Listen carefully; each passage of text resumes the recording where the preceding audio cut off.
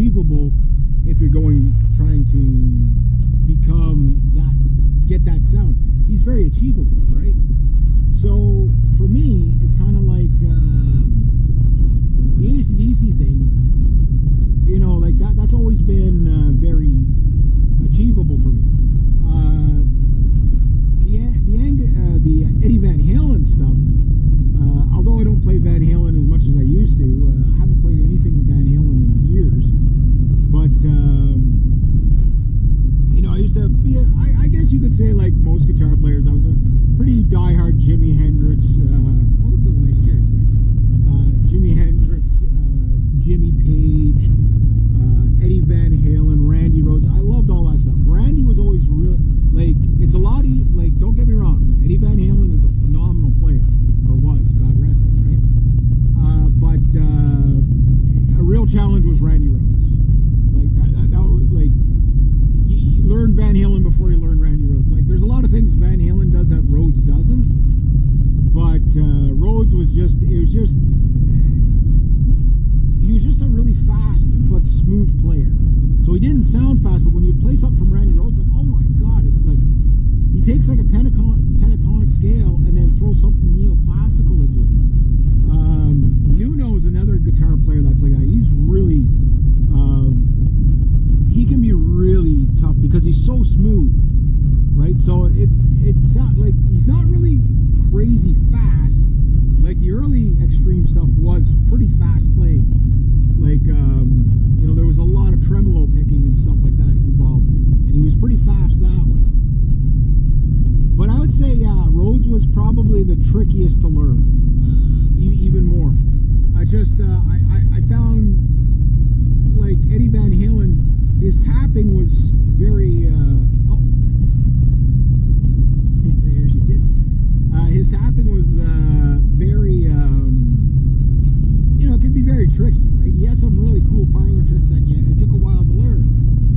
But with Nuno, it was like the precision you needed to do it. And then there was Paul Gilbert, right? Paul Gilbert was just, it's pure speed.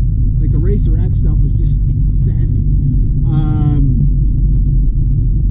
Racer X Frenzy, if you want to hear like really, as Paul Gilbert would describe it, ferocious guitar playing, that's an understatement and a half, trust me. Frenzy by Racer X. It's basically, it's the lead track on the album too. That's the cool part. Basically leading with a guitar solo / instrumental. Like, that never happens, right? But the Guitar Guru guys, yeah. And then really technical stuff was like Marty Freeman and Jason Becker and Cacophony. And the thing I liked about those guys, even though I didn't really follow them that much when I was younger,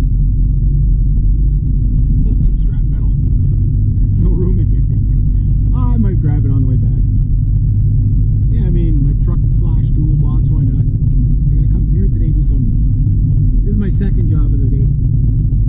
But anyway, yeah, so Jason Becker, Marty Freeman, really technical, right? And they're doing like that arpeggio stuff. Kind of a little different sounding than Yngwie. Yngwie tends to be in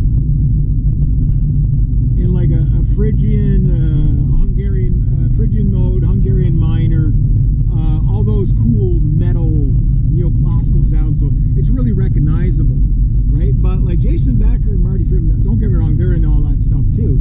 But they tend to be a lot like Joe Satriani and Steve Vai, where they're in a Lydian and kind of like Lydian mode a lot, and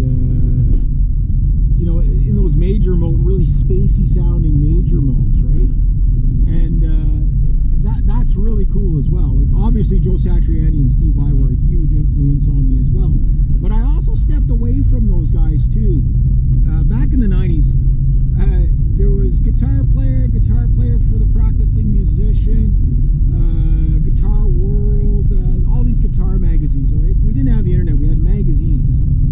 And every second edition of one of these magazines, after Passion and Warfare came out, was just Steve Vai. Like, I remember I was working in a guitar shop at the time as a paid volunteer, but a volunteer nonetheless. And the lady, Danielle, that owned the shop, she was like, if I see another Steve Vai article, I'm going to die. You know what I mean? And she was right. Like, it was just Steve Vai, Steve Vai, Steve Vai. And he became so heavily influenced on everybody, and you still hear it today, which is great.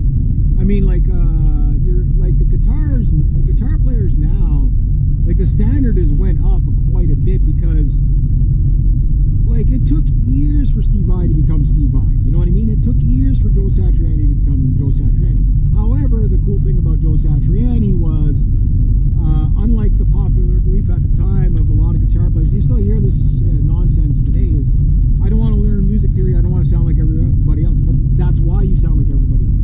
But you see, Joe Satriani, he took jazz. You know, like, usually when you took guitar lessons back in the 80s or 90s, it was either going to be blues, classical, or jazz, right? There was no real kind of, neoclassical metal. Until about the 90s, then you had, like, those Starlix videos and stuff like that. I had the Carlos Cavazo one, which was kind of like Randy Rhoads 2.0, because Carlos Cavazo